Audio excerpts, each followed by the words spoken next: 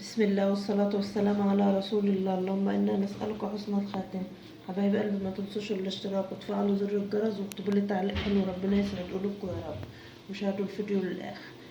النهارده يا حبايبي بصور لكم تسويقة السوق بتاعنا. كان النهارده السوق بتاعنا يوم الأحد، فقلت اما اصور لكم التسويقة بتاعتنا. رحت النهارده دي العشية يا حبايبي بتاع اللي هو بطايق التمويه.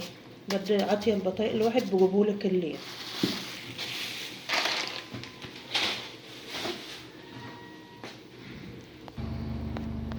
ورحت يا حبايبي النهارده جبت الطماطم دي زي ما انتوا شايفينها ب5 جنيه، ما شاء الله جامده وحمرا وتفاح.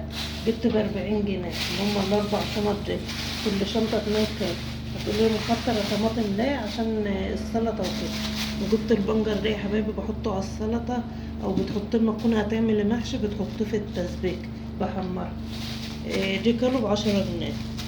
والفراوله دي يا حبايبي ب15. جبت بردك 2 كيلو العصير ب30 جنيه. وجبنا البطاطس دي يا حبايبي جبتها بردك من السوق النهارده ب5 جنيه. جبت 6 كيلو ب30 جنيه. وجبت خضرة عشان السلطة بردك، الربطة من دي ب5، الربطتين ب10 بس كبار، خضرة نضيفة. يبقى كده ربطة الخضرة ب5 يا حبايبي، والبطاطس ب5، والطماطم زي ما انتوا شايفينها ب5، والفراولة ب15. وجبت البنجر يا حبايبي الكيلو ب10. دي التسويقة بتاعتنا النهارده. واعمل اعمل محشي زي ما انتوا شايفين يا حبايبي. ما عملتوش معاكم ليه؟ لان والدي اللي حشولي وكنا معزومين عنده امبارح وعمل لي دي، فقلت اطبخها انا بقى النهارده. واعمل عصير فراوله يا حبايبي، واعمل سلطه وكده، واعمل بيض جنبه بردك مسلوق. وكده اكلنا النهارده فضل ونعمه من عند الله. ومحدش يقول لي البوتاجاز وسخ، المحشي اللي طفح عليه فار عليه يعني على البوتاجاز. هخلص اطبخ وامسك واغسل.